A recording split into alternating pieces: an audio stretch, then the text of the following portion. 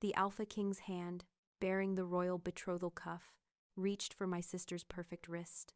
But in that moment, his fingers brushed mine, and a bolt of lightning shot through my soul, sealing a fate the kingdom would never allow. He was meant for her, but his eyes, burning like twin golden suns, were suddenly locked on me, the forgotten daughter. Before we carry on, please hit the subscribe button to make my day, and let me know where you are watching from in the comments. The Great Hall of Blake Manor was a cage of gilded light and suffocating expectation. Sunlight, fractured into 1,000 jeweled shards by the towering stained glass windows, did little to warm the cavernous space. Instead, it illuminated the lazy dance of dust motes over tables, groaning under the weight of roasted boar, glistening pastries, and flagons of deep red wine. The air was a cloying mixture of polished wood, melting beeswax from 100 candles, and the expensive, competing perfumes of the assembled nobility. On the cold stone walls, massive tapestries depicted the storied lineage of the Blake family, a history of proud warriors and shrewd alliances that was about to culminate in its greatest achievement, the betrothal of a daughter to a king. Tucked into a quiet alcove, half concealed by a tapestry depicting a grim-faced ancestor slaying a mythical beast, Seraphina Blake felt like a ghost at her own family's triumph. Her gown, a simple sheath of deep, midnight blue, seemed to drink the light, rendering her almost invisible against the shadows. It was a stark contrast to the glittering finery of the other guests, a deliberate choice to fade into the background where she had always been most comfortable. Her hands, pale and restless in her lap, nervously twisted a loose thread at her sleeve, the repetitive motion a small, secret anchor in a sea of overwhelming grandeur. She watched the scene with a familiar, melancholic resignation. This was Alara's day, as all days seemed to be. Alara was the sun, and Seraphina was the shadow she cast. Standing near the center of the hall, Alara held court, a vision in a breathtaking gown of spun gold silk that shimmered and flowed like liquid light with her every gesture. Her laughter, loud and exquisitely musical, drew a circle of fawning lords and ladies closer, all of them vying for a moment of her radiant attention. Occasionally, her gaze would flicker towards the alcove, and Seraphina would see a flash of something in her sister's eyes, a faint, dismissive pity that stung more than outright cruelty. It was the look one gave to a plain, harmless pet that had wandered into the ballroom. Their father, Lord Blake, a proud and powerfully built man whose ambition was a palpable force in the room, stood near the two throne, like chairs prepared for the royal party. His chest was puffed out, his voice booming as he greeted the most important guests, his eyes constantly scanning the hall, ensuring every detail was perfect for his favored daughter. He had not spoken a word to Seraphina all morning, save for a curt nod. In his eyes, she was simply part of the scenery, a necessary but unimportant fixture of the household. Seraphina's mind drifted, as it often did, to the endless, painful comparisons that had defined her life. She remembered a childhood spent trailing in Alara's wake, always the quiet, plain one, while Alara was the vibrant, celebrated beauty. It wasn't jealousy that hollowed her out, not anymore. The sharp sting of it had long ago faded into a deep, dull ache of acceptance. She had learned to live with the knowledge that her fate was to be a footnote in her sister's glorious story, a forgotten verse in a ballad sung for a queen. The opulence of the hall, the rich scent of wine and wax, the murmur of 100 conversations.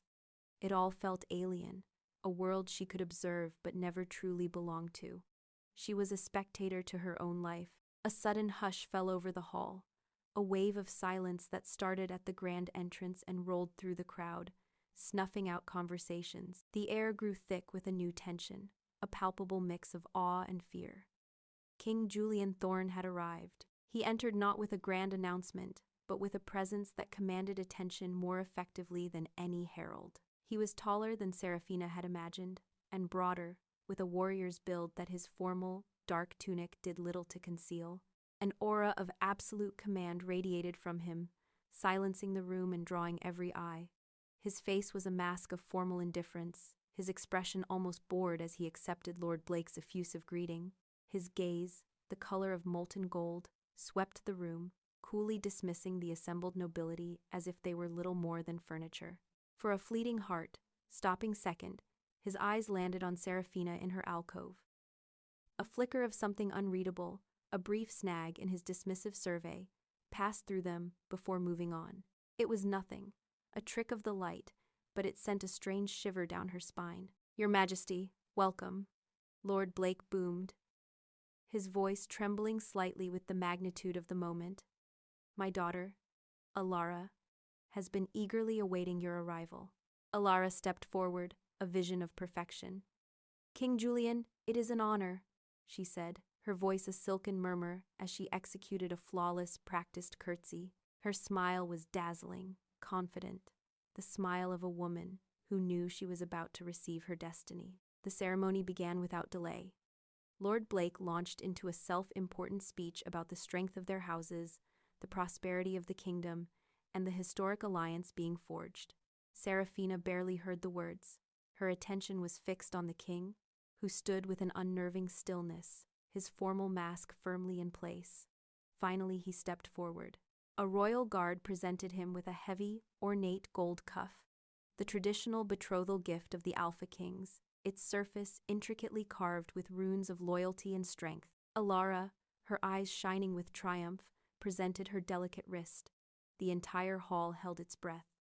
This was the moment. The joining of two great powers. Julian raised the heavy cuff, his movements economical and precise. He moved to fasten it around Alara's wrist. At that exact instant, a servant carrying a tray of wine glasses stumbled, jostled by the dense crowd. He crashed into a lord, who in turn bumped into the lady beside him, creating a domino effect that rippled towards Seraphina's alcove. She was knocked forward, stumbling out of the shadows and into the open space near the royal party. Off balance, she threw a hand out to steady herself, a desperate, instinctual gesture. Her fingers, small and trembling, accidentally brushed against the back of King Julian's hand. It was not a touch, it was an explosion. A silent, blindingly brilliant golden light erupted between them, a miniature sun visible only to their eyes. For Seraphina, the world dissolved into a wave of impossible sensation. It was a tidal wave of warmth that chased the perpetual chill from her bones, a shocking, profound sense of belonging that obliterated a lifetime of feeling like an outsider. It was the feeling of a key sliding into a lock she never knew her soul possessed. The air filled with an impossible scent, the clean, sharp aroma of pine and the biting cold of the first winter frost, a scent she knew, impossibly, was his. For Julian, the contact was a physical jolt, a lightning strike to his very core. The bored, formal mask he wore shattered into 1,000 pieces. A primal, possessive instinct he never knew he had roared to life within him. A sleeping dragon awakened. It was a feeling of absolute certainty, of finding a part of his soul he hadn't known was missing. Her scent flooded his senses, overwhelming the cloying perfumes of the hall, the scent of wildflowers after a cleansing rain. It was the scent of home. He dropped the betrothal cuff. It hit the stone floor with a loud ringing clatter that echoed in the sudden dead silence of the great hall. Every head turned, every eye widened. Julian's head snapped up, his face a portrait of raw shock and utter disbelief. He paid no mind to Alara, whose perfect smile had frozen, her wrists still extended, bare and waiting. He ignored Lord Blake's horrified gasp. His burning, golden eyes, no longer bored or dismissive, found Seraphina. They locked onto her, and in their depths, a new and terrifying intensity blazed to life. She stood frozen, a deer caught in the gaze of a wolf, her heart hammering against her ribs. The world had tilted on its axis, and she was lost. "You," Julian whispered, the single word a low growl, meant only for her ears but carrying the weight of a royal decree. "Your Majesty?" Alara's voice was high and sharp, laced with a thread of confusion that was rapidly turning to anger. "Is something wrong?" But the king did not hear her.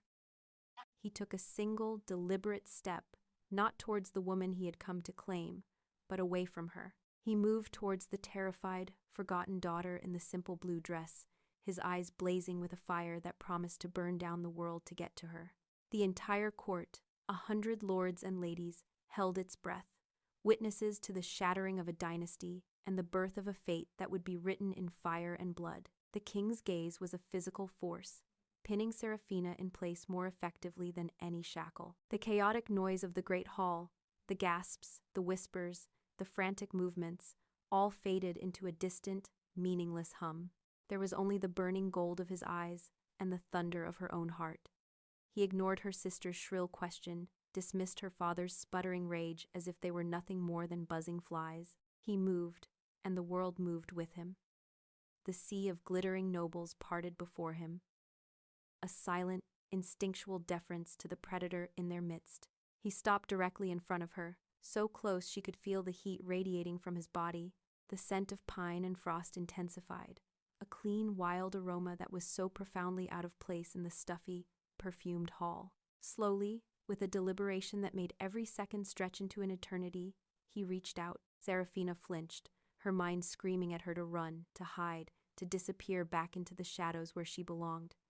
But her feet were rooted to the stone floor. His fingers, warm and calloused, closed around her hand. The golden light exploded behind her eyes again, stronger this time, a dizzying flare of energy that shot up her arm and straight to her core.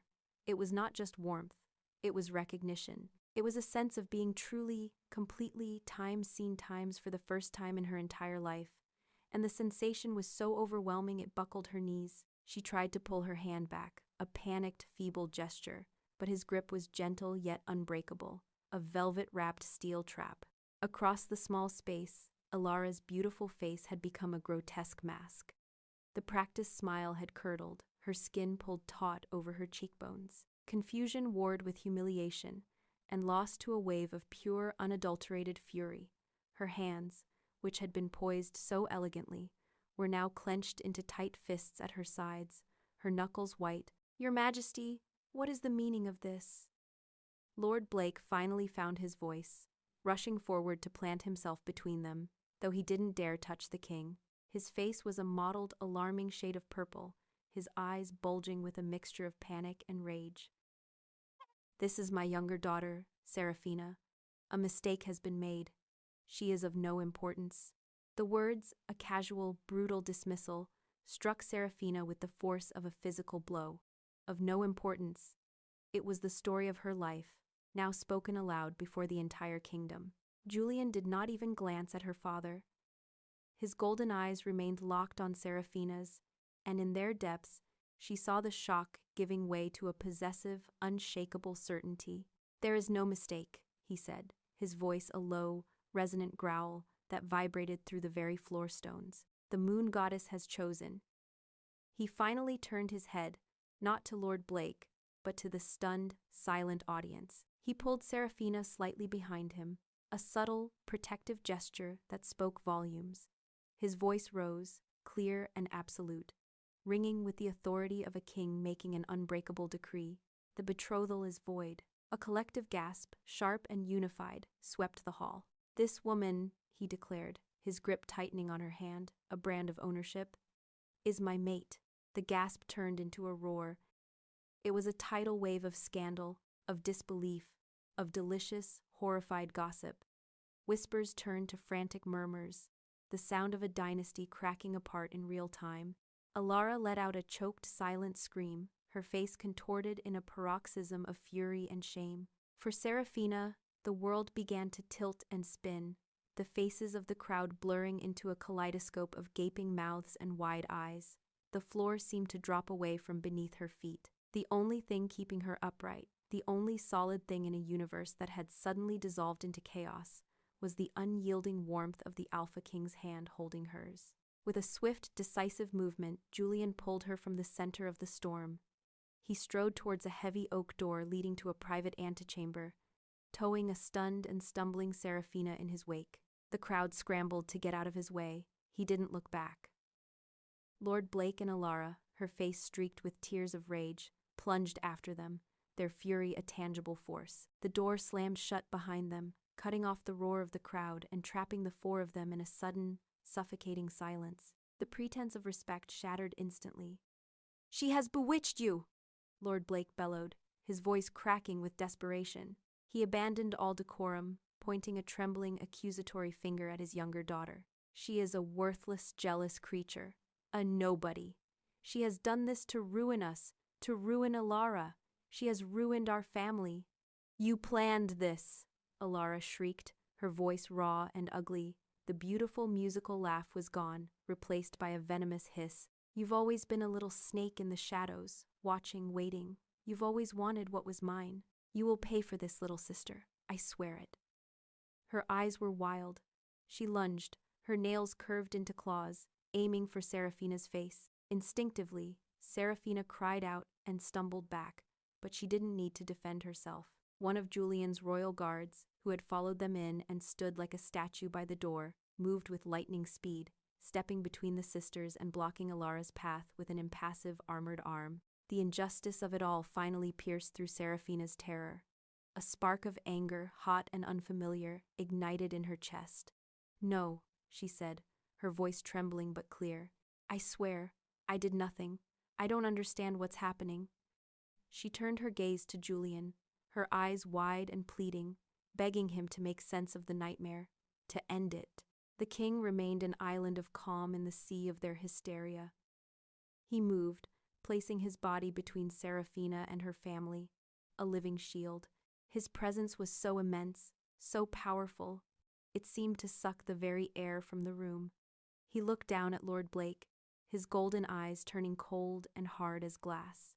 "Control your daughter," he commanded, his voice dangerously soft, "and you will watch your tongue when you speak of my mate, the future Luna Queen." The title hung in the air, a shocking, impossible pronouncement. "Your accusations are an insult to me, and to the goddess herself. The alliance is not broken," he continued, his gaze flicking to the weeping, furious Alara.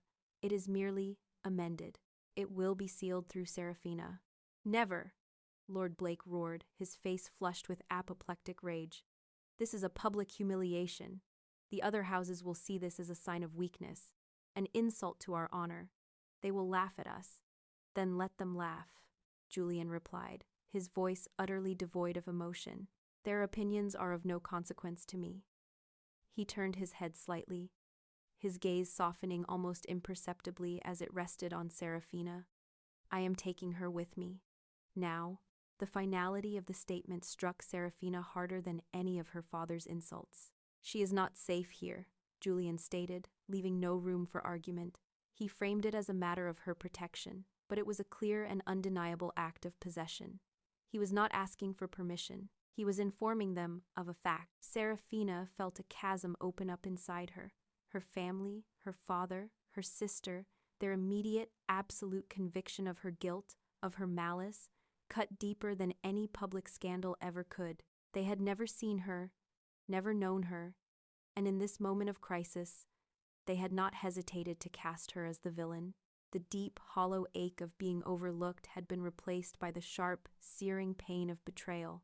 And yet, beneath the pain and the fear, a strange and contradictory feeling took root. Julian's unwavering, absolute defense of her, his calm assumption of her innocence, was a balm on a wound she hadn't known was bleeding. It was terrifying, but it was also the first time in her life anyone had ever stood for her. It was deeply, frighteningly comforting. The departure was a blur. Seraphina was a leaf swept up in a royal whirlwind. Julian's guards, silent and efficient, escorted her from the antechamber, through a side passage that bypassed the still buzzing great hall, and out into the sun-drenched courtyard. There was no time to pack a bag, no chance to collect a single memento from the room she had lived in her entire life. There was no opportunity for a proper goodbye, not that there was anyone left she wished to say it to. As they emerged into the open air, a guard stepped forward and draped a heavy cloak over her shoulders. It was made of thick, dark wool and lined with impossibly soft black fur. The weight of it was substantial, grounding. Embroidered on the clasp was a snarling wolf's head, the crest of the House of Thorn. It was a public marking, a brand of his claim for all to see. The cloak smelled of him, of pine and winter and cold, clean air, an alien scent that enveloped her, cutting her off from the familiar world she was leaving behind. She glanced up at the manor, at a high window overlooking the courtyard. Two figures stood there, silhouetted against the light, Alara and Lord Blake. Even from this distance, she could feel the waves of cold, undiluted hatred pouring down from them. They were not watching a daughter or a sister leave. They were watching an enemy retreat. Julian's massive black warhorse, a beast of muscle and barely contained power, stood waiting. Without a word, the king strode to her side. In one smooth, effortless motion, he placed his hands on her waist and lifted her as if she weighed nothing. He seated her in the saddle, not behind him, but in front of him, nestled between his powerful thighs. The intimacy of the act, performed in the open courtyard before his entire royal procession, was a final, public declaration. He swung up behind her, his body a wall of heat at her back. His arms came around her to take the reins, caging her in. It was a possessive, protective prison of muscle and warmth. The horse shifted, and the procession began to move. Seraphina sat numbly, her simple blue dress hidden beneath the Alpha King's cloak, her hands lost in its folds. The rhythmic clopping of the hooves on the cobblestones was a steady, hypnotic beat, a funeral drum for the life she was leaving behind. She watched her home, the manicured gardens, the stone walls that had been the boundaries of her entire world, grow smaller and smaller until they were finally swallowed by the trees. She was no longer Seraphina Blake, the forgotten daughter, the ghost in the halls of her own home. That girl had died in the great hall when a king's hand brushed hers. Now she was the stolen one, the prize, the cause of a scandal that could ignite a war, the weight of an unknown future, a hostile kingdom, and the terrifying, possessive man whose scent surrounded her and whose heartbeat she could feel against her back, pressed down on her, heavy and absolute.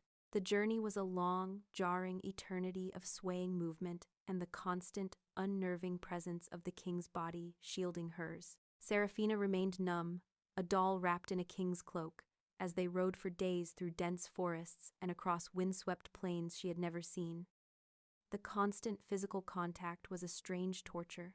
His warmth seeped through her dress, a steady heat that was both a comfort against the chill wind and a terrifying reminder of his claim. His arms, encircling her to hold the reins, were a cage, and she could feel the steady, powerful beat of his heart against her back, a rhythm that seemed to be counting down the seconds to a future she could not comprehend.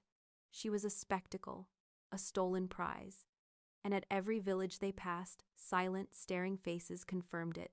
When they finally arrived at the capital, it was nothing like the gentle rolling hills of her home. The city rose from the earth like a jagged black spear, a place of stark, powerful, and militaristic design. The buildings were carved from dark volcanic rock that seemed to swallow the afternoon light, their lines sharp and severe, adorned not with carvings of flowers or beasts, but with grim, geometric patterns that spoke of order and discipline. Above it all loomed the obsidian keep, a formidable fortress of black stone and high, unadorned walls, its towers scraping a sky the color of slate. It was less a home and more a weapon, intimidating and cold, a brutal counterpoint to the colorful, sunlit elegance of Blake Manor. As their procession moved through the main thoroughfare, the people who lined the streets were unnervingly silent. They did not cheer or jeer. They simply watched, their faces grim and weathered, their eyes following the plain girl seated before their king with a suspicion that was as thick and chilling as the mountain air. A blacksmith, his face smudged with soot, paused with his hammer in mid-air, his gaze hard. A mother pulled her child closer, her eyes wide with a mixture of awe and distrust. There was no welcome here, only judgment. They dismounted in a vast, windswept courtyard where the king's court was assembled. They were warriors and nobles, their finery more practical and less ostentatious than at her home, their clothes made of dark wools and boiled leather, their jewelry forged from steel and unpolished silver. They watched her with the same open, unnerving curiosity as the common folk, their gazes sharp and assessing. Seraphina felt the weight of 100 judging eyes, each one cataloging her plain features, her simple dress, her terrified posture, and finding her wanting. She wanted to shrink, to pull the heavy cloak over her head and disappear into the familiar shadows she knew so well. An elderly man with eyes as sharp and bright as a hawk stepped forward from the crowd. His robes were a simple, severe black, but impeccably tailored, and he carried an air of quiet authority that marked him as someone of great importance. This was Lord Valerius, Julian's most trusted advisor and the kingdom's spymaster. He bowed deeply to the king, a precise, economical movement, then turned his piercing gaze on Seraphina. Your Majesty, he said, his voice as dry as old parchment. You have returned. And this, it would seem, is the lady who has captured your attention. His greeting was formally correct, a perfect execution of courtly manners, but it lacked any trace of warmth. The slight pause before the word attention was a masterful insult, reducing the sacred mate bond to a king's fleeting infatuation. He assessed Seraphina not as a person, not as a future queen, but as a political problem, a sudden, inconvenient variable in a carefully constructed equation of power. The alliance with House Blake was most advantageous. This development is unexpected. His words were a silken threat.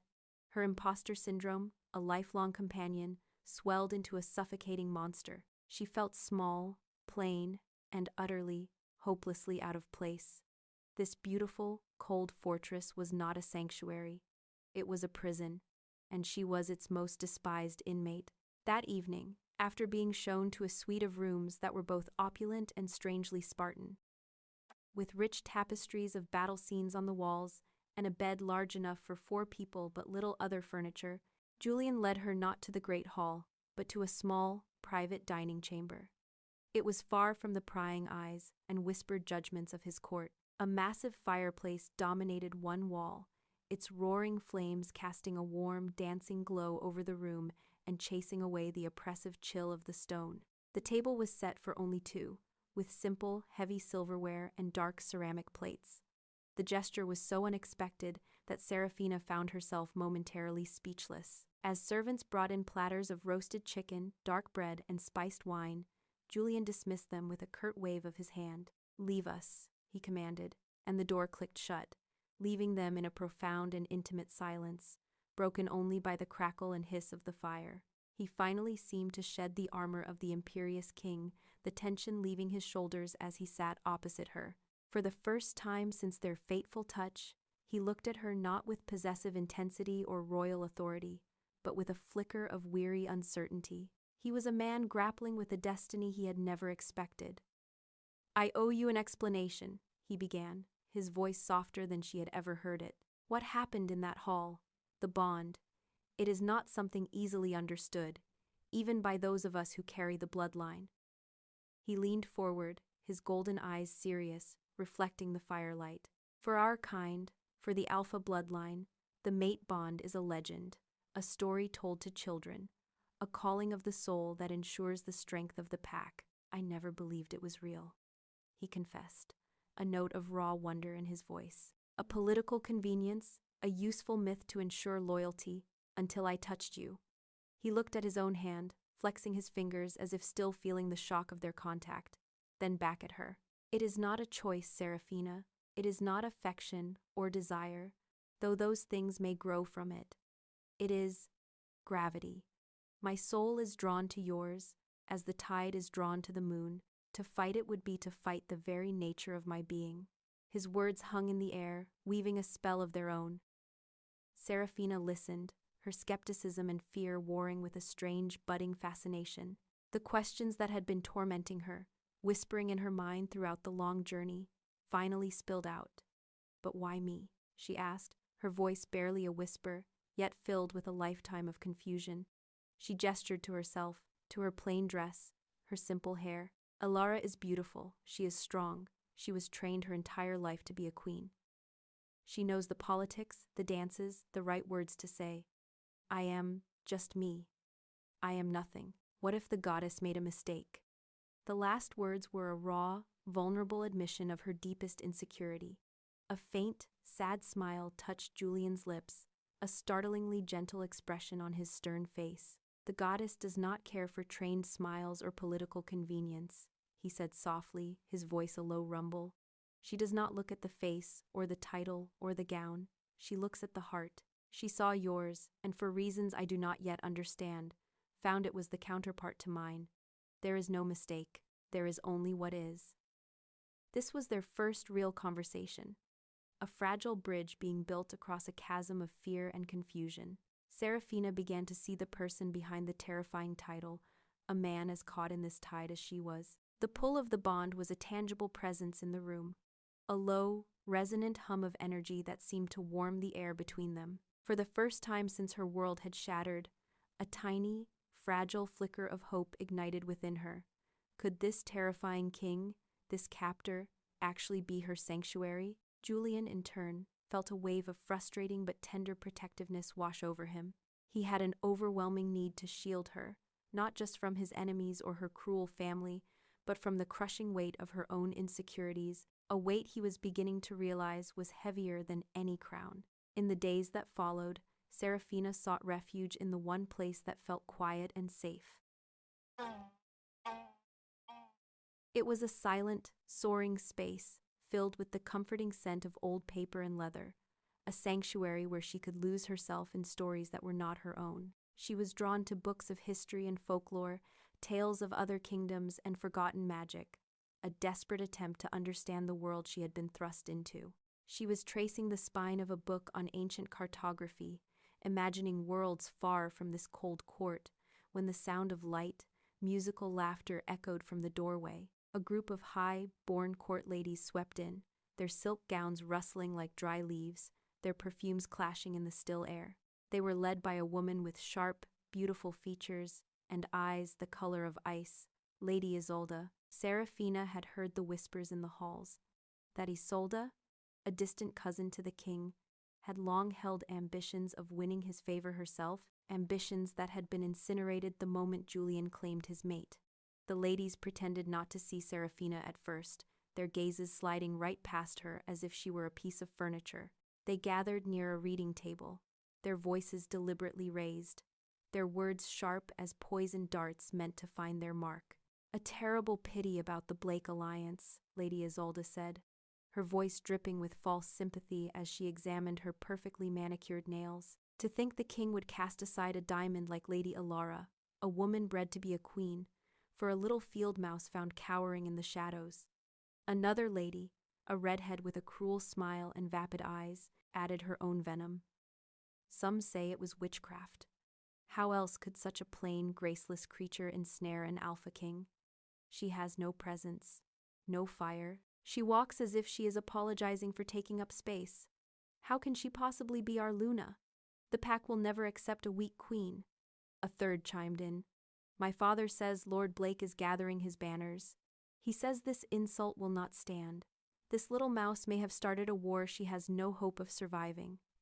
Every word was a stone, and Seraphina felt the bruises bloom on her soul. Her face burned with a hot, crawling shame.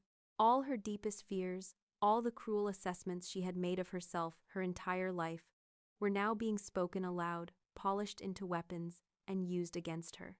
She placed the book back on the shelf with a trembling hand and tried to leave, to flee back to the anonymity of her chambers. But as she moved towards the exit, the group of ladies shifted, blocking her path with a rustle of silk. Their smiles were like knives, sharp and glittering and cold. Lady Isolde looked her up and down, a slow, insulting appraisal that took in her simple gown and her frightened eyes. "Lost, little mouse?" she purred, her voice a silken mockery. The brief, fragile hope that had sparked to life during her dinner with Julian was brutally crushed. The scene reinforced every inadequacy she had ever felt, every whisper of her own worthlessness. She pushed past them without a word, her shoulder brushing Isolde's, ignoring their mocking laughter that followed her out of the library. As she fled down the cold stone corridor, her heart hammering, the shame began to curdle. It twisted and hardened in her gut, transforming into something new, something she had never truly felt before. It was a quiet, simmering anger. She had spent her life being passive, being quiet, accepting her place in the shadows. But she realized now that passivity would not save her here. In this court of wolves, being a mouse would only get her eaten alive, and Seraphina was tired of being prey. While Seraphina's resolve was hardening in the cold halls of the Obsidian Keep, a different kind of fire was being stoked hundreds of miles away. In a fortified, grim-faced castle squatting on the windswept borderlands, an unholy alliance was being forged in shadows and spite. The air in the private chamber was thick with the smoke of tallow candles and the bitter scent of mulled wine, a cloying warmth that did nothing to dispel the room's chilling ambition. Here, revenge was the main course, and a kingdom was the prize. Duke Alaric, a man whose handsome face was marred by the cruel downward twist of his lips, paced before the hearth. He was the most powerful of the border lords, a man who had long coveted Julian's throne and who had been Ilara's most ardent suitor before the royal betrothal was announced. The king's public rejection of the Blake alliance was not just an insult to a rival house for him, it was a personal, infuriating opportunity. Across from him, seated in a high-backed chair like a queen already on her throne, was Ilara. The weeping, humiliated girl from the great hall was gone, burned away by the acid of her own hatred. In her place was a woman of ice and iron. She wore a gown of severe black velvet, a dramatic symbol of her supposed mourning for a future that was stolen from her. Her golden hair was coiled tightly, and her beautiful face, once so open and radiant, was now a mask of cold, calculating fury. Her grief was not for a lost love, but for a lost crown. And in the corner, looking older and more stooped than he had just weeks ago, was Lord Blake. His ambition, once a roaring fire, had curdled into a bitter, smoky resentment. He had gambled everything on one daughter and lost, and now he was willing to sacrifice the other, and the entire kingdom, to reclaim his family's honor. He provided the legitimacy, the name, and a significant portion of the troops that would fuel Alaric's rebellion. Julian has broken a sacred vow, Alaric declared, his voice a smooth, dangerous purr as he stopped his pacing. He gestured with his wine cup towards Lord Blake. He has shamed the noble house of Blake and, in doing so, has proven himself unfit to rule. He is a king led by his base instincts, not by his duty to the realm. He smiled, a predator's baring of teeth. The other border lords are restless. They see a king who casts aside alliances on a whim. When they see we have the rightful bride, the woman he swore to take, they will flock to our banner. Ilara's answering smile was even colder. I do not want an apology, Alaric. I do not want my honor restored. Her voice was low, each word a perfectly polished stone of venom. I want his kingdom in ashes. I want him to kneel and watch as his precious little mate, the little shadow he plucked from the dirt, is stripped of everything. I will be the queen of that kingdom, one way or another. I will wear the crown he meant to give me, even if I have to pry it from his cold, dead hands. A formal pact was made, sealed with wine and bitter oaths. Ilara, the celebrated beauty of Blake Manor, agreed to marry Duke Alaric. In exchange, he would muster his formidable military might, bolstered by Lord Blake's men and the promise of more to come, and march on the capital. Their first move was not with swords, but with words. Emissaries were dispatched to the other noble houses, carrying carefully crafted letters. They spread their poison like a plague, painting a picture of an unstable, cursed king, a man so bewitched by a common sorceress that he had forsaken his duty and his honor. Seraphina, the girl who had spent her life being invisible, was about to become the most infamous woman in the kingdom, a witch, a seductress, the excuse for a war that would tear the realm apart. Back in the Obsidian Keep, Seraphina found a rare pocket of peace in the glass garden. It was a marvel of engineering, a vast conservatory built against the southern wall of the fortress, its panes of thick, leaded glass protecting a lush, vibrant world from the harsh mountain climate. It was the one place in the keep that felt alive, a riot of color and fragrant blossoms that reminded her of the meadows of her lost home. She had found a strange solace here, tending to the exotic plants, her hands in the rich, dark earth. She was particularly fascinated by a bed of night-blooming moon petals, a rare species with silvery, almost translucent flowers that, according to legend, reacted to the presence of true Luna energy. She was gently coaxing a new bud to open, her thoughts for once quiet and calm, when a sudden, sharp wrongness sliced through the peaceful air.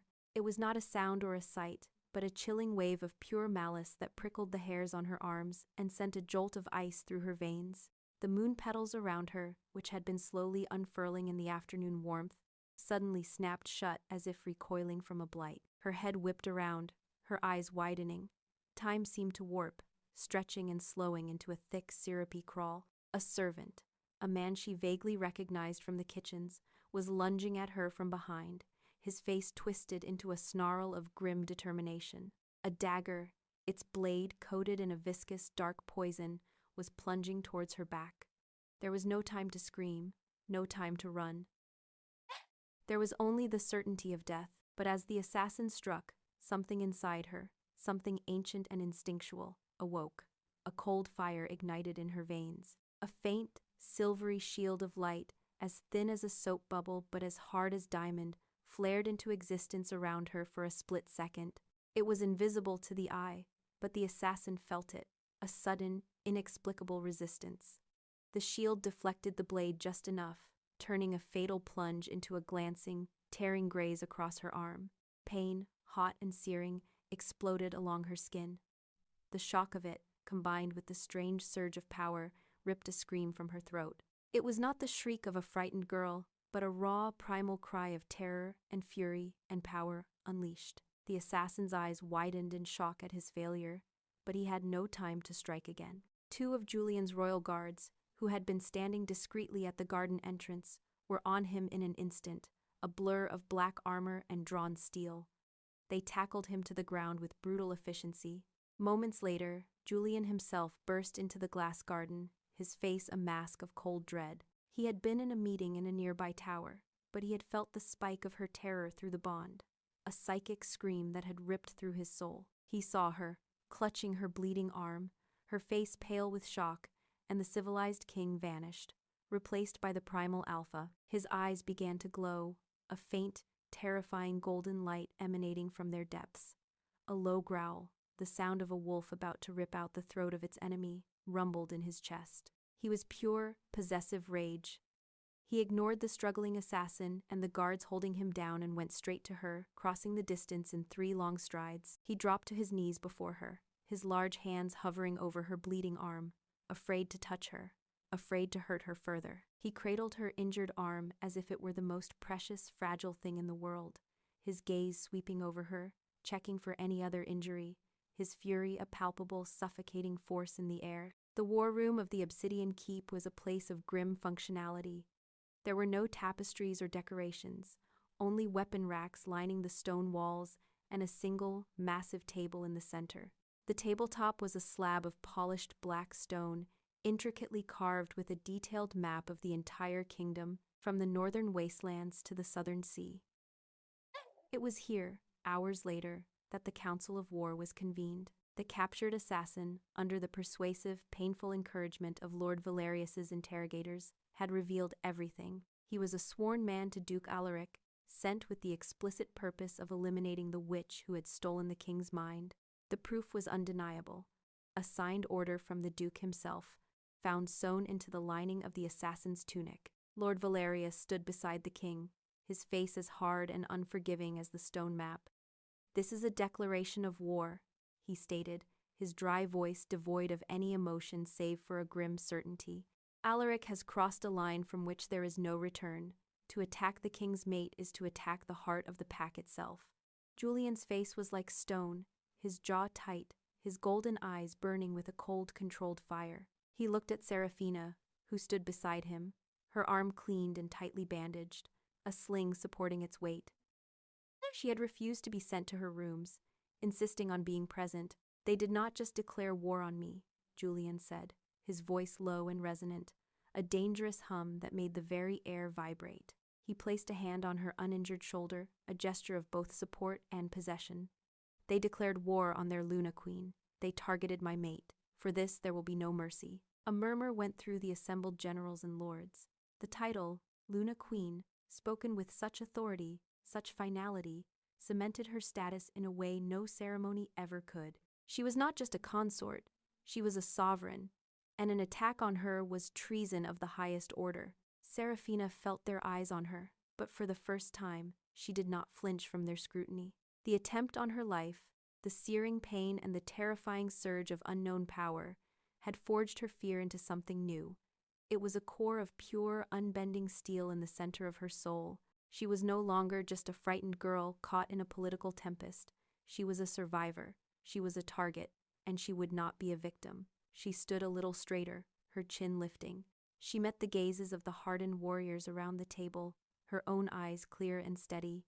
"They think I am a weakness," she said, her voice quiet but carrying an unexpected weight, a resonance that commanded their attention, a vulnerability to be exploited to get to the king. She paused, letting her words sink in, then finished with a conviction that stunned the room into silence. "I will show them they are wrong." The statement hung in the air, a pivotal, defining moment. It was a vow. She was no longer passively accepting her fate. She was choosing to fight for it, to define it herself. The grim finality of Julian's decision to mobilize the armies settled over the room. The threat of war was now a reality. The weight of the coming bloodshed, of the lives that would be lost, hung heavy in the air.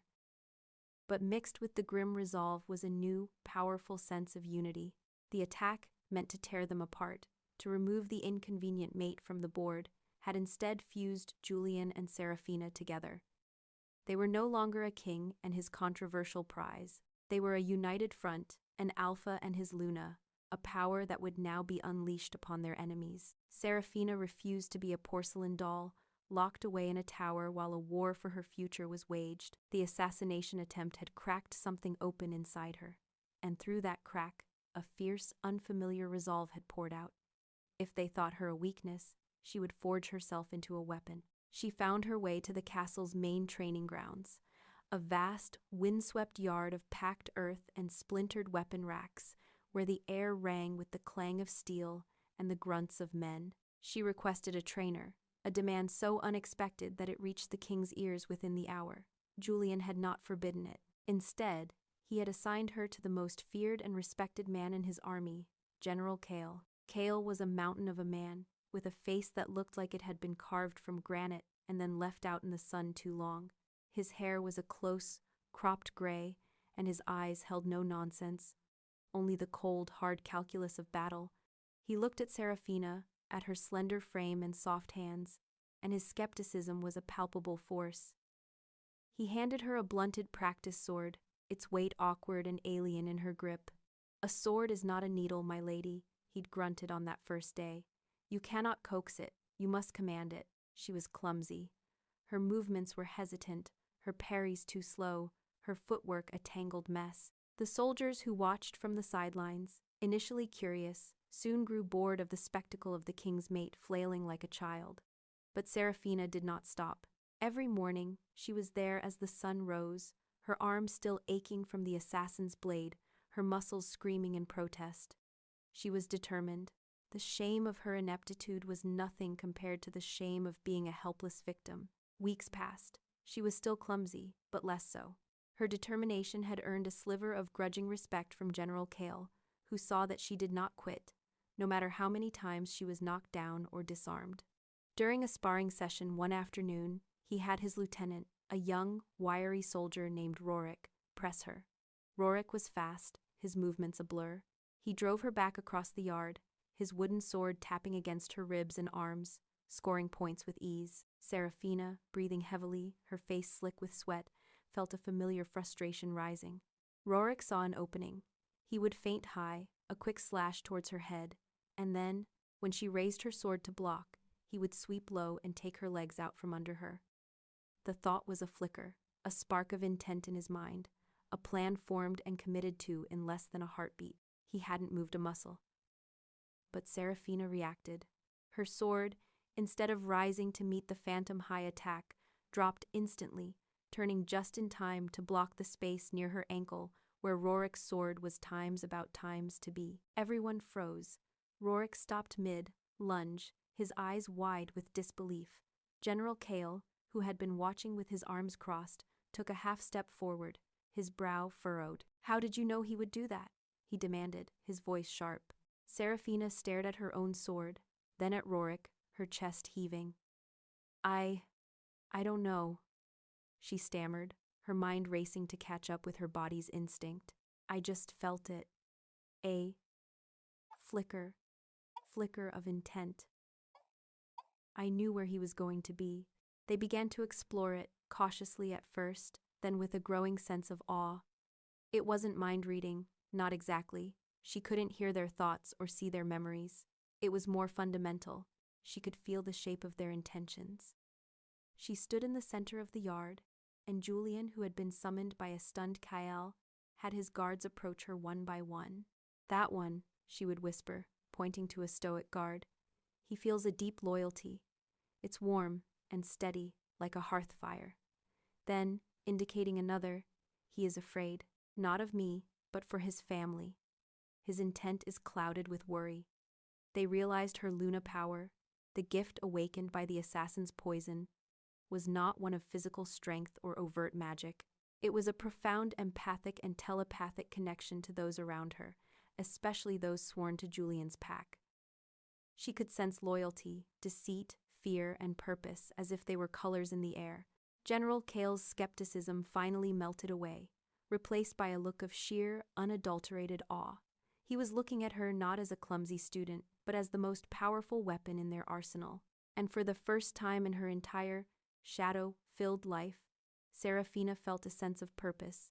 This power was uniquely, undeniably times hers asterisk. It was not borrowed from Alara's beauty or given to her by Julian's crown. It had come from within her, a spring of power in the desert of herself. Doubt. The war room was thick with tension and the smell of stale sweat and hot metal from the braziers. Julian's generals, hardened men who had fought beside him for years, were arguing, their voices sharp and frustrated as they gestured at the massive stone map. Scouts had returned with conflicting reports of Duke Alaric's army movements, and the council was divided.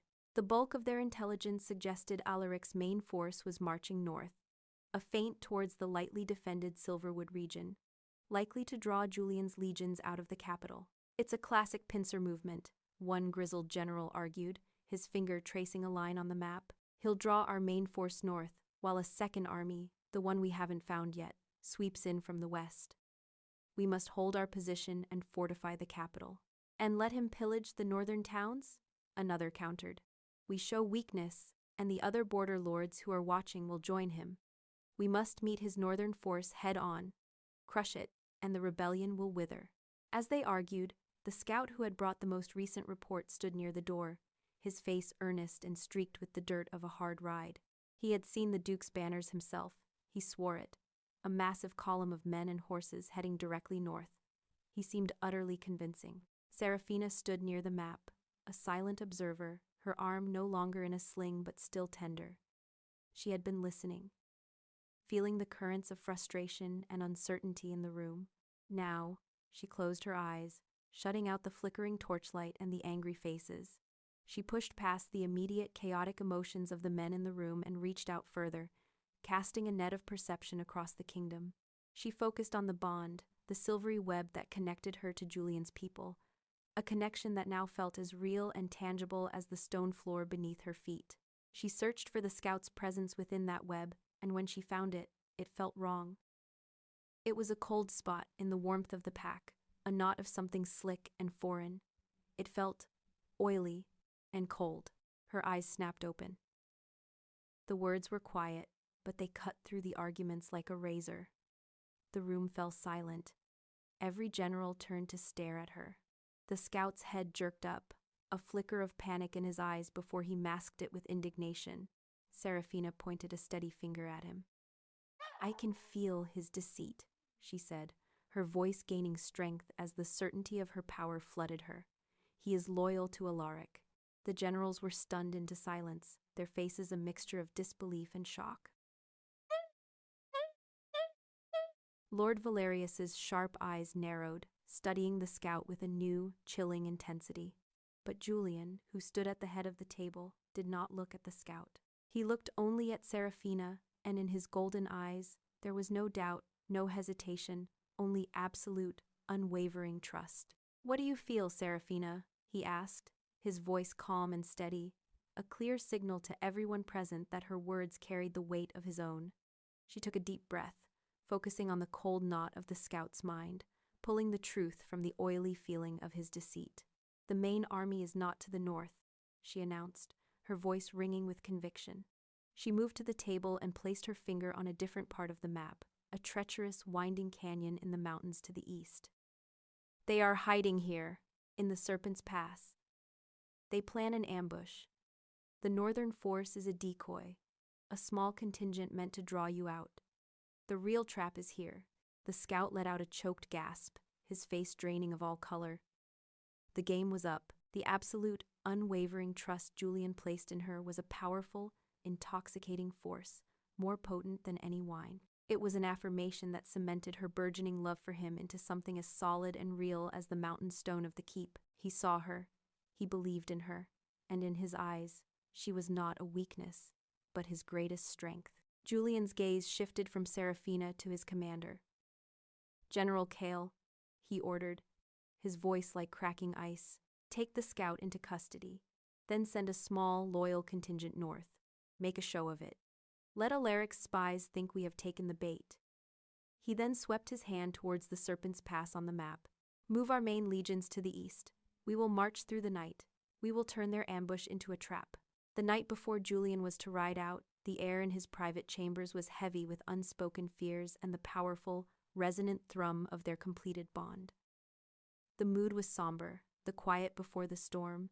A fire crackled in the hearth, casting long, dancing shadows on the stone walls. Julian stood before it, not wearing his crown or his formal robes, but the simple leather tunic of a soldier. He was meticulously cleaning his sword, the rhythmic scrape of the whetstone against the steel, a hypnotic, steady sound in the charged silence. It was the ritual of a warrior preparing to face death. Seraphina entered the room quietly, her heart aching at the sight of him. The weight of the coming battle, of the lives that rested on his shoulders, on her time's insight, was a palpable presence. She came to him, standing beside him, her warmth a silent offering of comfort. For a long moment, they stood without speaking. They didn't need many words. Their fears, their hopes, their fierce, desperate love for one another was a palpable force in the room, a conversation happening on a level far deeper than language. He finally set the sword and stone aside and turned to her, his golden eyes dark with emotion. He reached out, his calloused fingers gently tracing the line of her jaw. "Before you," he said, his voice a low, rough whisper, "I ruled a kingdom. It was my duty, my inheritance. Now, I fight for my world." He looked into her eyes, and she saw the raw vulnerability of a man who had everything to lose. "You are my world, Seraphina." Tears welled in her eyes, not of sadness, but of a love so profound it filled her to bursting.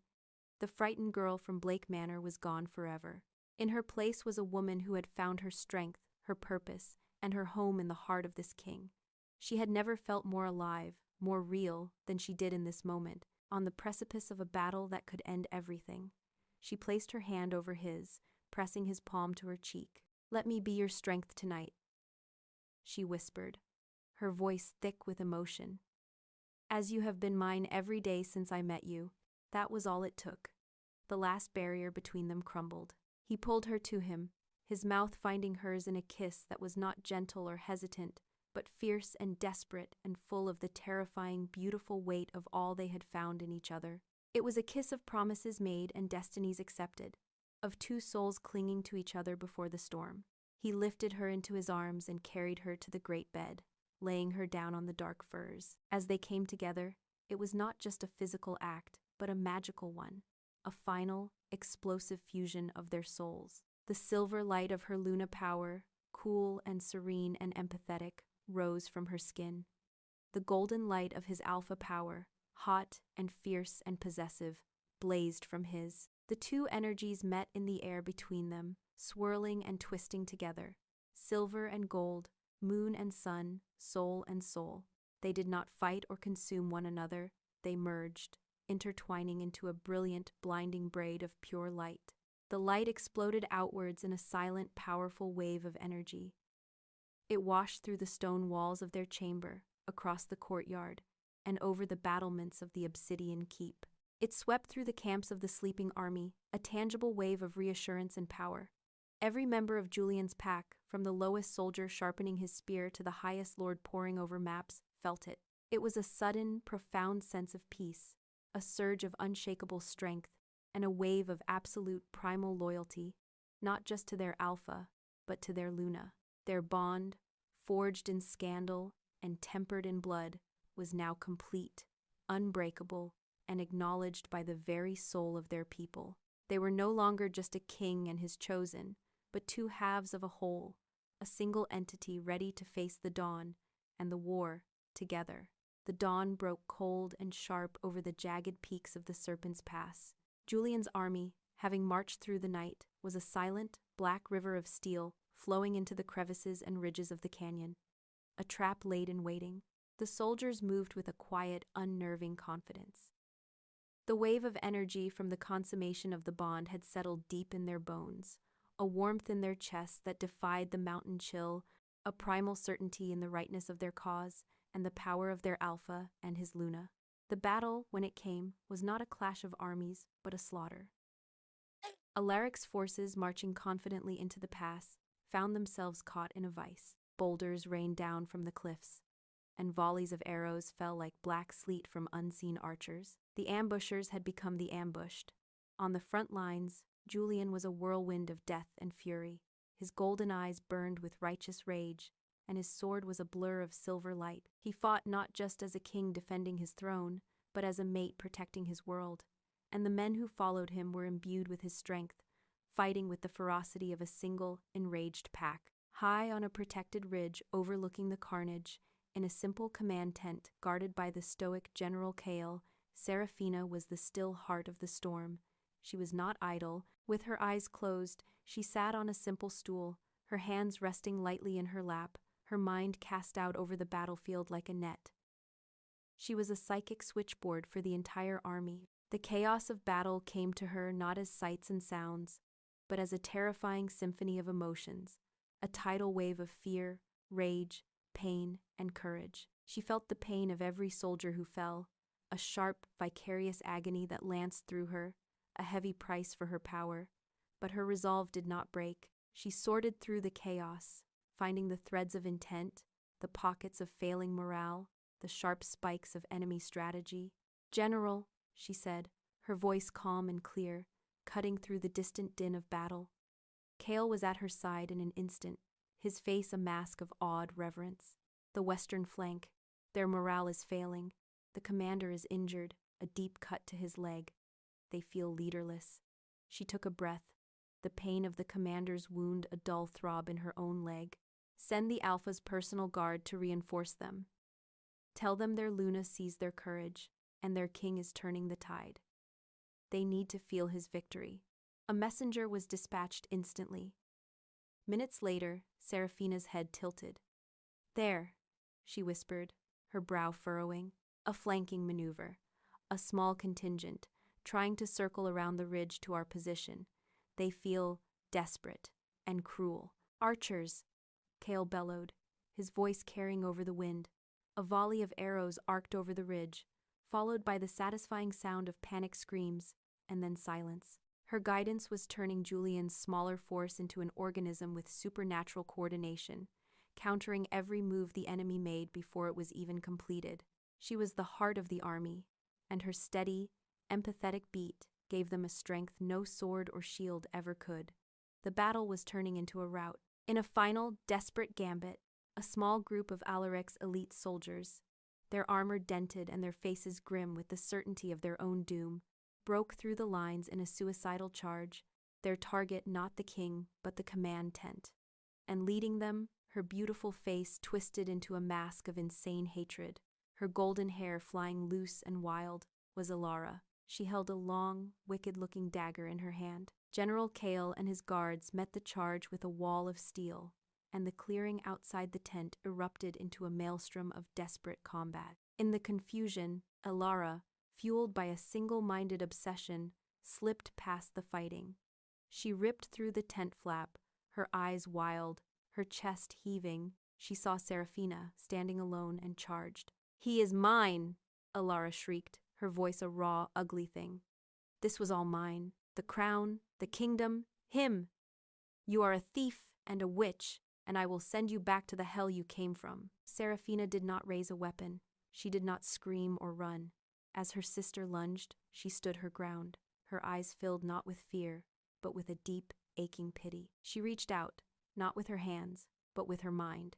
She let her power flow, not as an attack, but as an offering, a wave of pure, undiluted truth aimed directly at her sister's heart. She projected the feeling of the bond, the profound, soul-deep connection she shared with Julian. She made Alara times feel times it, the gravity, the certainty, the overwhelming sense of rightness. She showed her a love so profound it was a force of nature, a tidal wave of gold and silver light that had nothing to do with crowns or politics. "You were never stolen from, sister," Seraphina said, her voice soft but resonant with power. "You only ever wanted the crown, the power. You never wanted the man. This bond, it is not a prize to be won. It is a destiny. You cannot fight the moon, and you cannot fight my heart." Her own love for Julian, fierce and protective and absolute, flooded the projection. "I love him, and he loves me. Can you not see how empty your hatred is?" The empathic truth struck Alara with the force of a physical blow. For a single shattering moment, she saw her own ambition for the hollow, ugly thing it was. She felt the profound depth of a love she could never comprehend, a love that made her own desires for status and power seem like a child's greedy tantrum. The hatred that had sustained her for weeks collapsed, leaving a vast, empty void.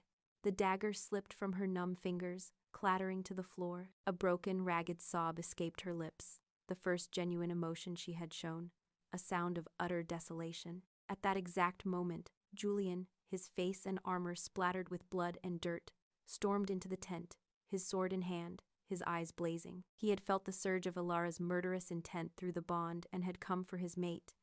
He stopped dead, taking in the scene, his mate standing tall and unharmed, her sister weeping and broken at her feet. The fighting ended soon after. Alaric's army was shattered, its remnants surrendering or fleeing into the mountains. The battlefield was a grim tableau of victory, the ground littered with the bodies of the fallen and the broken weapons of the defeated. In the center of it all, Julian faced Duke Alaric. It was not a battle, but an execution of pride. The duel was brutal, primal, and short. Julian, fueled by the bond and the righteous fury of a king whose mate had been threatened, was an unstoppable force. He disarmed Alaric with a contemptuous flick of his wrist, sending the duke's sword spinning into the dirt. He pressed the tip of his own blade to Alaric's throat, and the duke closed his eyes, ready for the end. But Julian did not grant him a warrior's death. He lowered his sword, then drove his boot down on Alaric's fallen blade, snapping it in two. "Death is too quick a mercy for you," Julian growled, his voice cold as the grave. "You will be banished, sent to the frozen wastelands of the north. You will live out your days in ice and obscurity, with nothing but the memory of your failure for company." It was a fate worse than death for a man of Alaric's pride, and the broken look in the Duke's eyes was Julian's true victory. Lord Blake was captured trying to flee.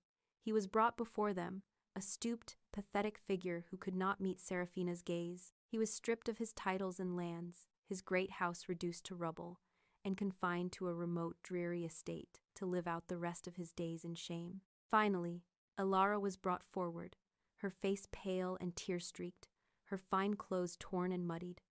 Julian looked at her, then turned his gaze to Seraphina, his eyes asking the question. He was ceding judgment to her. It was her pain, her victory, her decision to make. Seraphina looked at the broken woman who was her sister, the source of a lifetime of quiet pain, and felt only a vast, weary sadness.